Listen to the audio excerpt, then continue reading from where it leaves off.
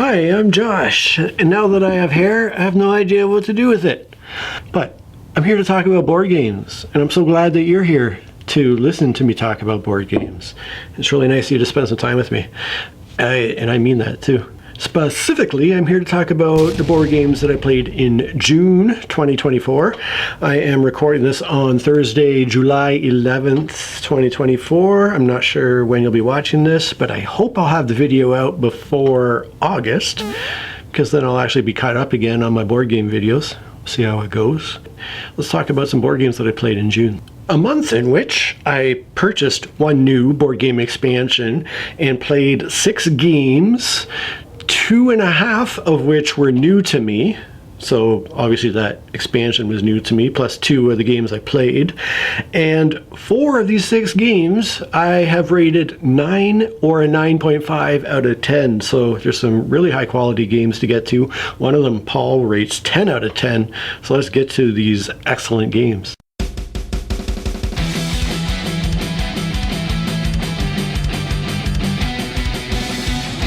Alright, my purchase for the month was an expansion.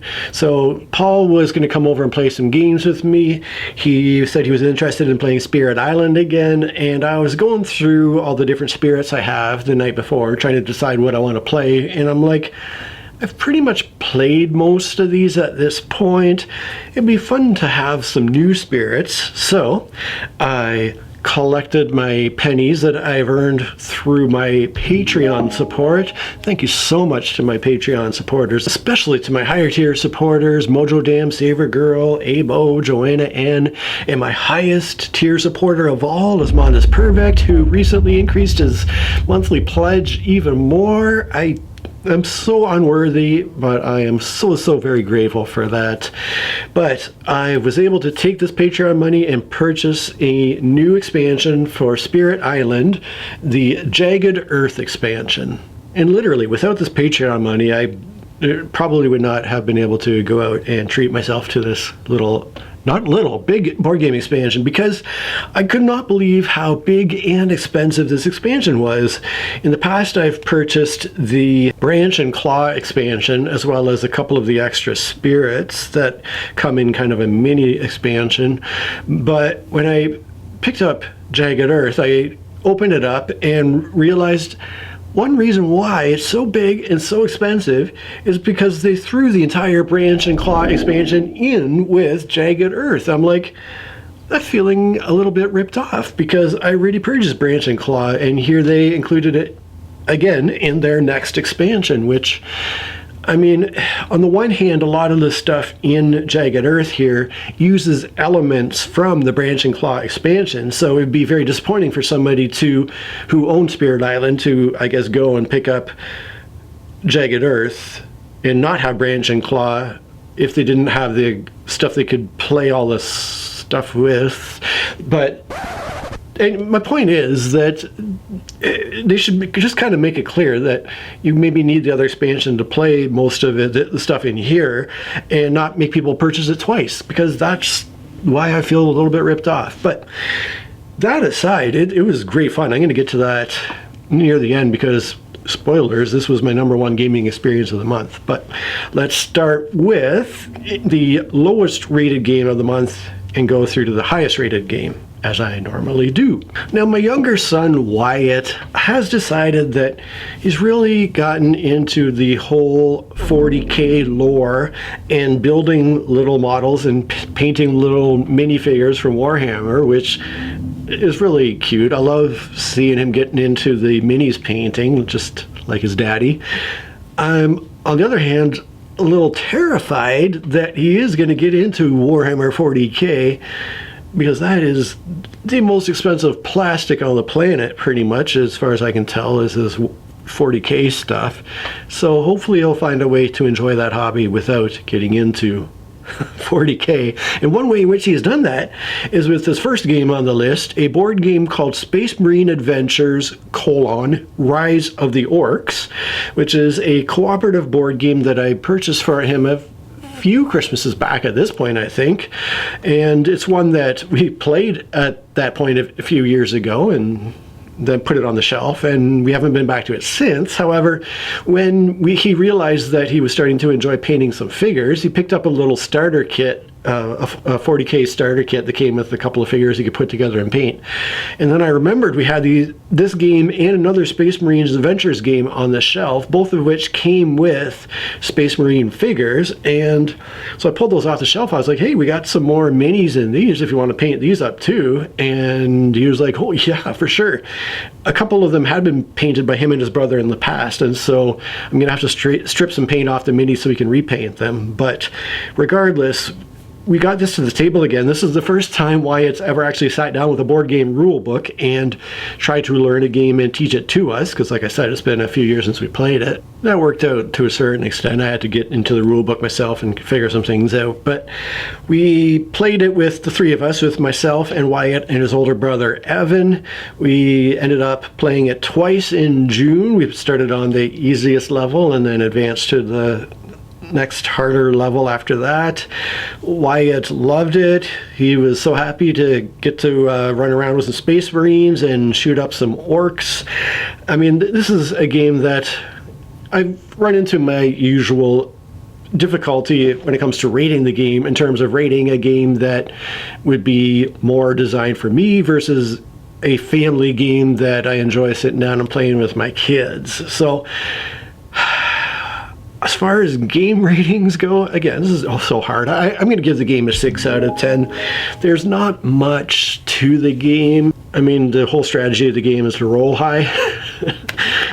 You're just kind of moving around, rolling a d6, trying to take out orcs if you roll high enough. And, you know, I guess there's a little bit of positional strategy of where you want to put your Space Marines so you don't get killed by the orcs and that sort of thing. But for the most part, it's moving your figures around and chucking some dice and hoping you roll good, which maybe that is Warhammer 40K in a nutshell, despite their thick tomes of rule books.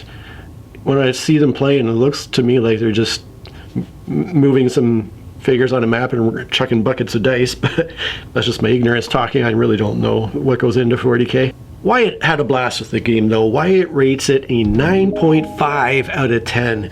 So not quite a top tier game for him. There are a couple of games that are favorites of his that he rates 10 out of 10. Games like Castle Panic and what's that other one called? My memory's not working today. I'll put it up on the screen here. But 9.5 out of 10 from Wyatt. I forgot to ask Evan what his rating would be. I'll have to do that and stick it into the edit here. What I really appreciated about the game is there's very little setup involved. Well, I guess you got to sort out some of the orc tokens depending on the difficulty level that you're playing. But once you're set up and ready to go, the game is really quick to play. We can knock off a game in about half an hour. It goes real quick once you got the very basics of the very basic rules figured out. And, you know, it's just some dice chucking fun to play with the kids. And it's a pretty fun time overall. So that was a fun discovery for Wyatt this month. Now, the next game here was a fun new one for me to try. This is a game I had bought for myself with, was it my Christmas Patreon money that I used for this? It was a couple months back. I picked up Hunt the Ravager, which is a 2-player game. Now, one genre of game that has been long a favorite of mine ever since I was a little kid, playing games like Scotland Yard, where one person did hidden movement around the map while everybody else cooperated to try to find that person and take them down. That's a game that, like I said, Scotland Yard instilled this love of that genre in me from a very young age, and then I got older and tried other games as an adult, like Fury of Dracula and Hunt for the Ring, and my very favorite of the genre, Spectre Ops. So there's a whole bunch within that genre that I've tried over the years. What's unique about Hunt the Ravager is it's strictly a 2-player game, and in this game both players get a chance to be that hidden movement player, because essentially characters are taking sides. One person's the hidden mover, the other person's playing the samurai hunting them, and then a certain amount of points are tallied based on how things go. Then you switch. The other player now takes a turn as the hidden moving player. The other player are the samurai hunters, and they get points tallied up, and whoever has accumulated the most points at the end of those 2 games is the ultimate winner. So it's kind of fun in that it's a 2-player only experience. A lot of these games do play really well with 2 players, but you have to control multiple characters if you play 2 players, whereas this one's designed from the outset to be done only with 2, and both players get a chance to do what I consider to be the funnest part of the game, which is to be the hidden moving character. Now, Paul and I tried it. This is another game that plays quite quickly, actually, once you have the game figured out. So our first game was a little slower when I was the hidden mover. Then when we switched sides, things flowed pretty quickly, and I can see this being a game that you could knock off quite quickly, probably under an hour for 2 experienced players. I did, though, to help with that, make my own player aid for this game, because there's a lot of confusing stuff with exactly what actions the what actions the hunters can take in order to hunt locations in various ways on the map. So that player aid is available for download in the BoardGameGeek file section for anybody else who tries this game. It's going to really help with your experience and make it much more smooth to play.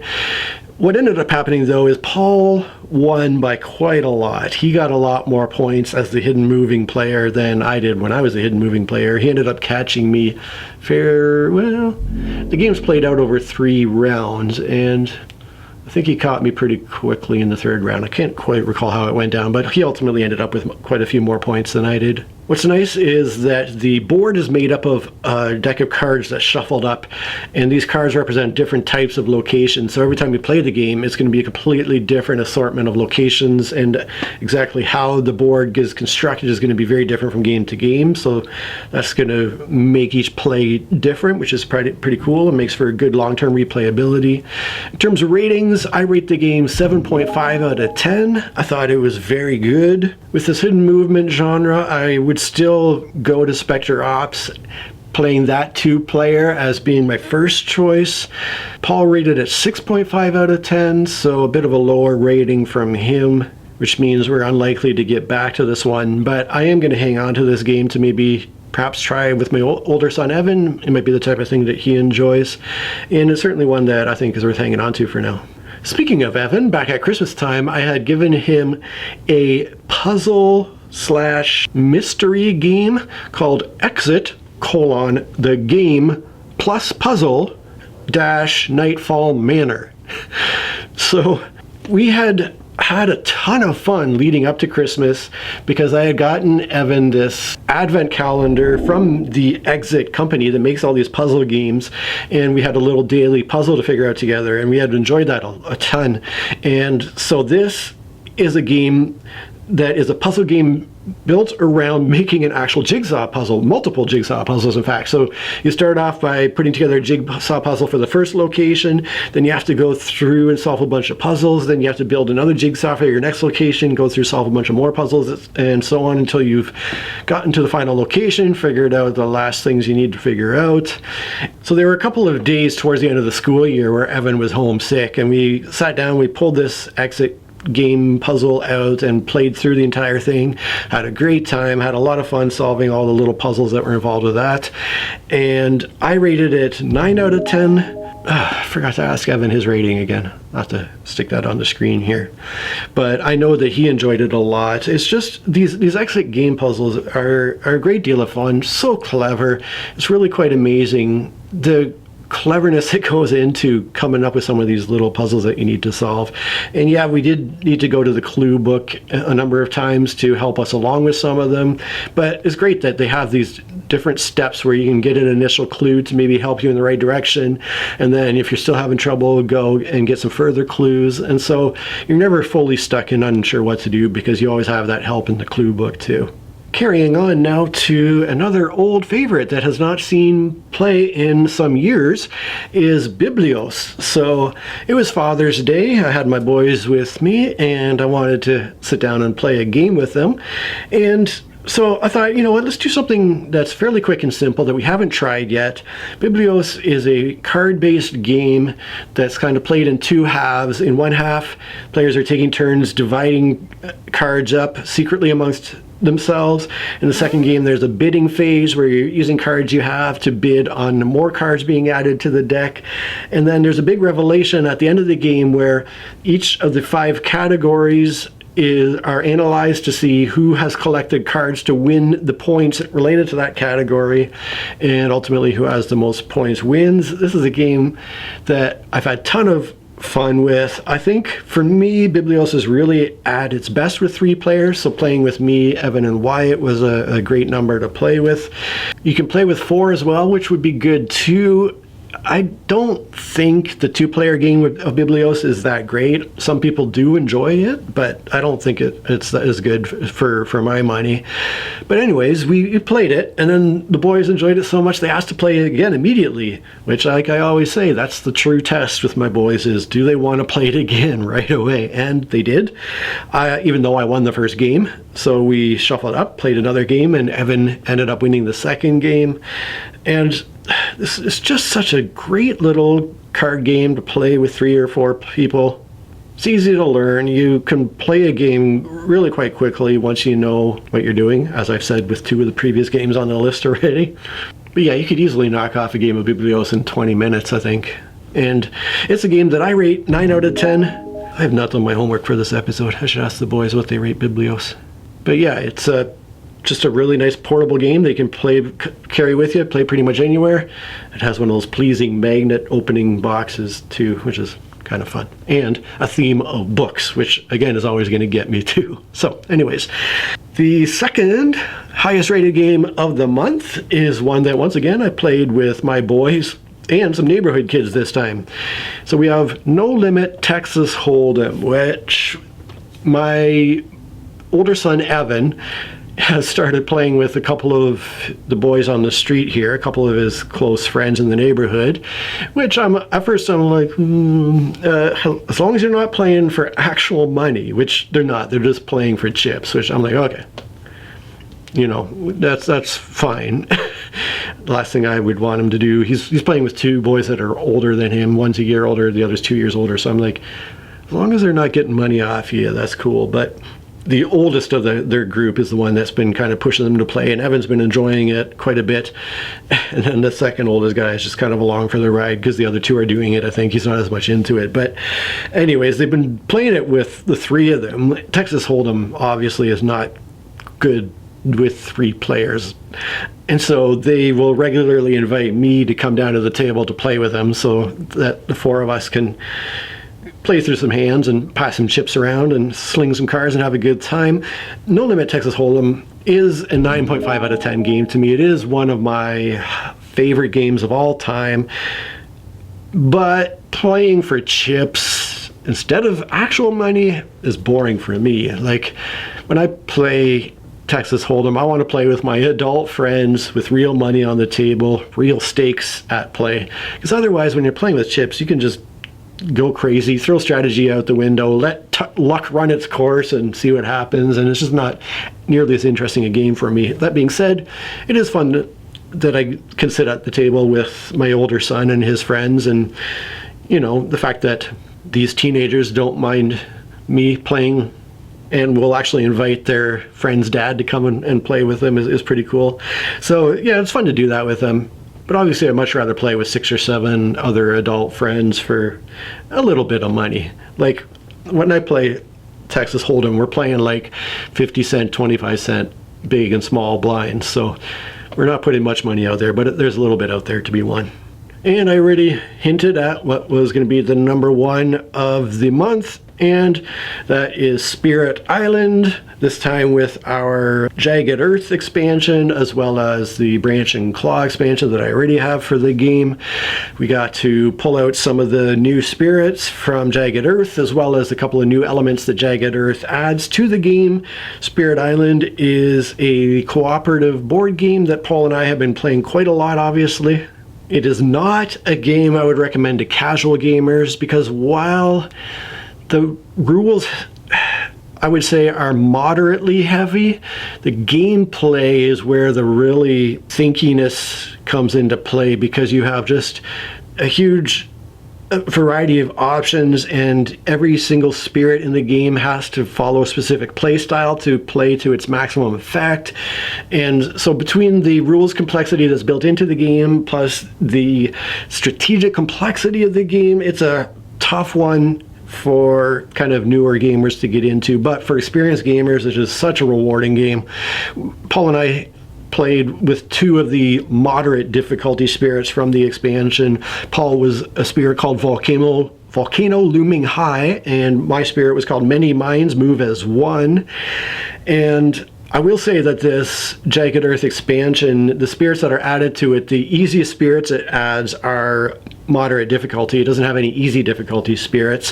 However, what it does do is it adds cards to make the easy level spirits from the base game more interesting and play in different ways as well. So you could pull out an old easy spirit and give it some new abilities and see how it plays out. But this expansion comes with moderate difficulty, high difficulty, and very high difficulty, which I didn't previously own any very high difficulty spirits, so it's interesting to have those as well.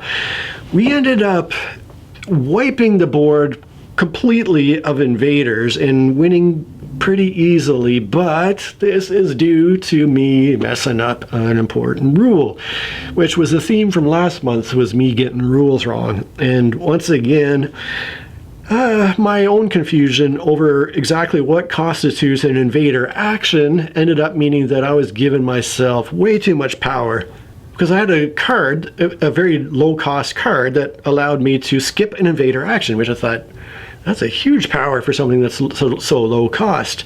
And I was interpreting an invader action as like an explore action or a build action or a ravage action, the entire action. But what invader action actually is one region of the map, one thing that's happening in one region. So I could skip one build that's happening in a single region, not the entire build action for the round. So yeah, I was making myself way too powerful, which meant we won much too easily.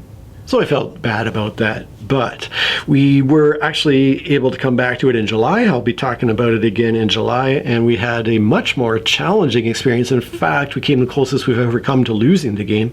I don't think Paul and I have ever lost Spirit Island, which probably means we need to challenge ourselves a little bit more in terms of the spirits we choose to play with, and maybe even introducing some of the scenarios that switch the game up a little bit.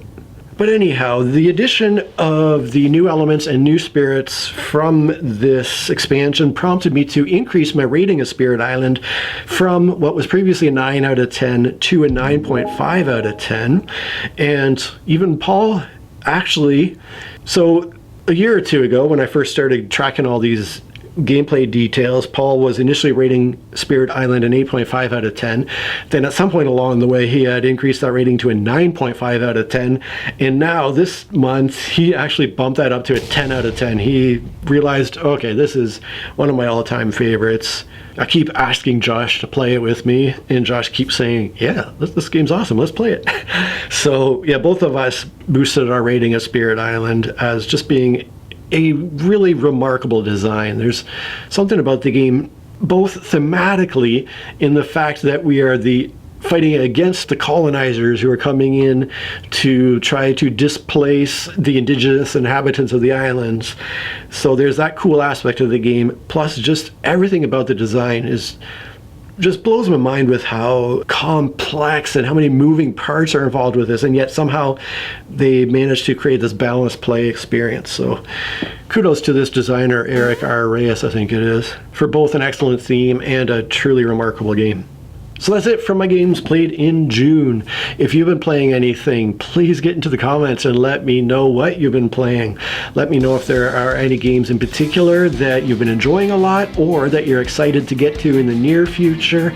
You know how much I love to talk about games, so let's do it in the comments. And thank you so much for watching my video. Cheers. Also, I had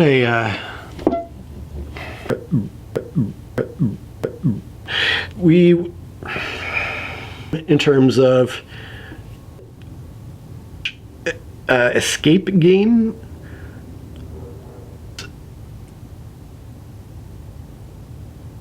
obviously I'd much rather play with adult friends. Obviously I'd much rather But obviously I'd much rather play with 7